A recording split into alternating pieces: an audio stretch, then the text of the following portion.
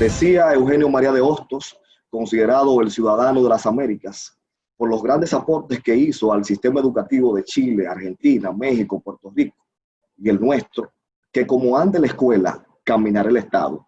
Y es por tal razón que nos preocupa. Y es aquí que la Fuerza del Pueblo analiza los desafíos de la educación en tiempos de la pandemia. Con estas palabras presentamos a nuestro siguiente panelista. Él es oriundo de Perú, tiene un doctorado en Administración de la Educación y un máster en Economía Financiera Universitaria realizada en la Universidad de Génova, Italia. Actualmente es docente de la Universidad de Perú y es dirigente del Partido Popular Cristiano. Bienvenido, maestro Claudio Segarra Arellanos. El escenario es suyo. Muchas gracias, César. El agradecimiento a la Fuerza del Pueblo por la invitación. Y bueno, yo, como usted bien lo ha dicho, César, en los lineamientos generales, trataré de ceñirme a los 8 minutos, porque en verdad hay mucho que conversar.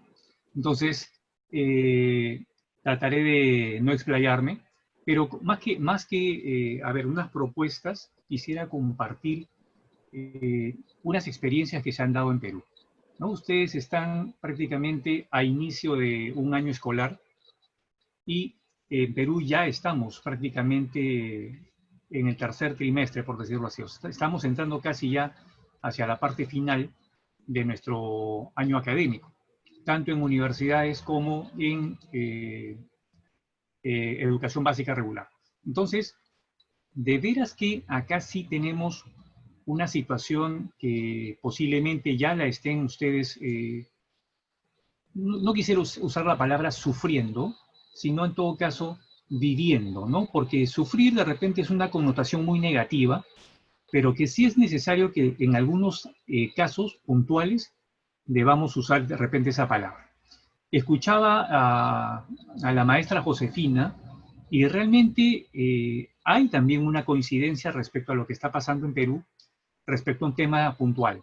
Por ejemplo, los accesos, ¿no? Los accesos a tecnologías de la información y comunicaciones, que en verdad aquí en Perú, este tema de la pandemia, de veras que posiblemente, y digo, esto pueda ser un común denominador, es que nos ha agarrado quizá en una situación de la que no estábamos todavía preparados en el cambio vertiginoso de lo que es la era digital y sobre todo la aplicación de las tecnologías de información respecto al tema educativo.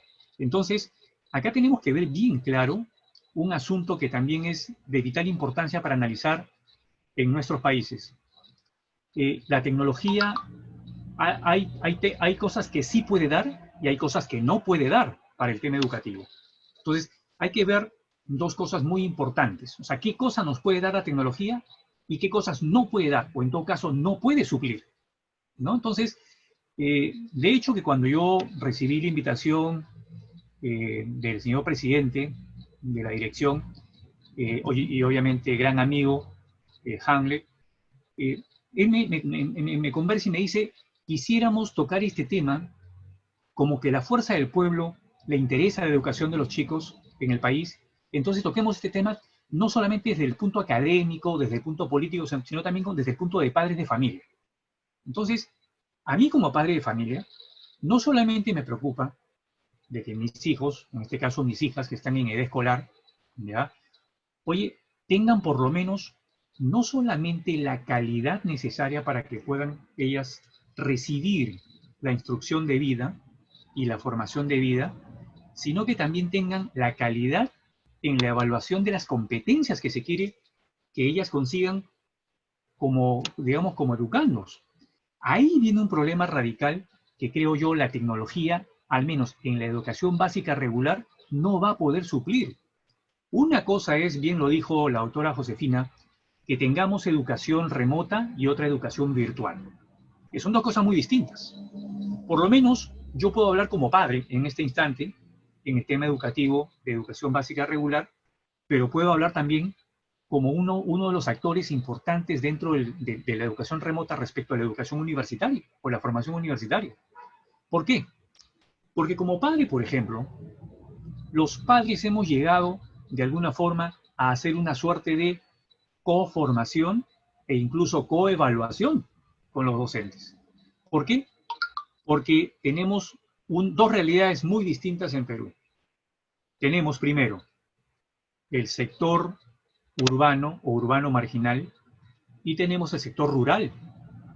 E incluso podría decir tres sectores, ¿no? Que en realidad muchos de ellos, o en todo caso todos, tienen sus complicaciones y sus dificultades para acceder a la tecnología y poder tener la formación necesaria. Tenemos otro ámbito también, en el sentido de que tenemos escuelas públicas y escuelas privadas.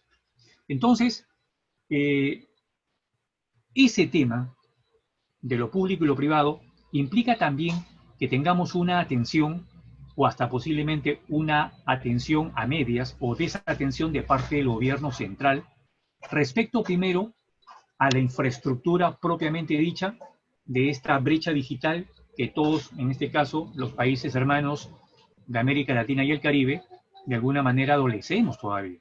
Entonces, ¿qué pasa acá? Los colegios privados sí pueden tener una suerte de plataforma que pueda, de alguna manera, dar esa suerte de educación remota, no virtual, porque en el caso del sector público, la educación sí es virtual, es decir, usa las plataformas de televisión, de radio, obviamente de televisión el canal del Estado, y algunos canales privados que solamente dan ciertos momentos y en ciertas horas, algunos programas que no están para todos, o sea, para ciertas edades, comúnmente los niños y adolescentes. Pero los infantes que están de 3 a 5 solamente reciben en un solo canal, que es el del Estado. Y reciben la instrucción en canal de televisión, pero ¿qué pasa ahí? Se supone que los docentes, con unas guías, y los padres, que también podemos de repente acceder a la página web del Ministerio de Educación del programa Aprendo en Casa, que es así como se llama, tenemos allí algunas guías, tenemos allí algunos videos, tenemos actividades. Pero ¿qué pasa ahí? Prácticamente los padres de familia nos hemos vuelto colaboradores, a trompicones, o de repente pues al gana-gana o corre-corre, y de veras que hay padres que podemos estar capacitados y hay padres que no.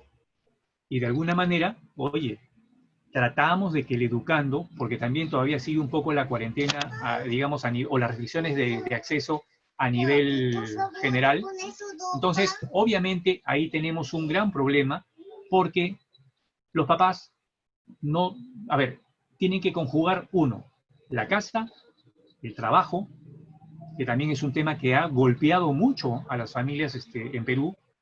Muchos han quedado sin trabajo, muchos han tenido que, la palabra acá en Perú la usan, reinventarse de las cosas que hacían antes y ahora tienen que hacer otra cosa como para poder sobrevivir. Entonces, dense cuenta nada más un poquito el tema social también y el tema interno de la familia que ha golpeado este tema del COVID o la educación en tiempos de COVID. Y un último punto importante que escuché también a Josefina y que quisiera compartirlo en esta parte inicial, casi ya llegando a mis 8 minutos. Ojo, tenemos acá un tema importante de la familia. La familia, la persona y en este caso el educando. Y para concluir mi primera parte de intervención, acá hay un serio problema porque en Perú también estamos, por lo menos los que creemos en la familia y creemos en la familia como, digamos, como célula básica de la sociedad y sobre todo que creemos en la persona como fin supremo del Estado, estamos batallando también con esa, entre comillas, educación inclusiva, ¿no? Lo que acá hemos conocido como la ideología de género. Entonces, tenemos un gran problema. Antes del COVID ya se evidenciaba, por ejemplo, de poner a terroristas o familiares de terroristas en el tiempo de terrorismo acá en Perú, y que ahora pues felizmente no hay, pero todavía tenemos algunas cositas de rezagos, y que simplemente en los libros de historia ponen de igual a igual a un héroe patrio frente a familiares de terroristas. Entonces, eso, y también el tema de la ideología de género, la asexualización de los niños, el decir que vamos a escoger cómo te sientes hoy y a partir de ahí exprésate cómo te sientes, si hoy te sientes mujer, te sientes hombre o te sientes cualquier cosa, entonces también, fíjense, han logrado meter en los libros o textos de educación. Se supone que este año, el cual iniciamos tarde porque lo iniciamos el 6 de abril por los temas del COVID, ¿qué pasó?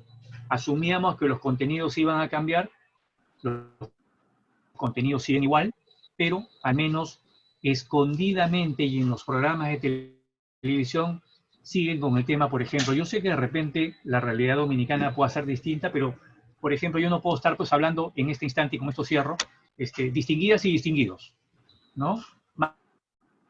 Maestras y maestros. O sea, ya desvirtúan el castellano, desvirtúan el idioma español bajo un concepto, entre comillas, de inclusión. Entonces, entre esos mensajes escondidos, un montón de cositas que también aprovecha la educación o la teleeducación y que posiblemente pues también nos está quitando de alguna manera el derecho a los padres a poder decidir en la formación de los hijos. Pero ahí viene un punto importante y con esto concluyo mi presentación inicial.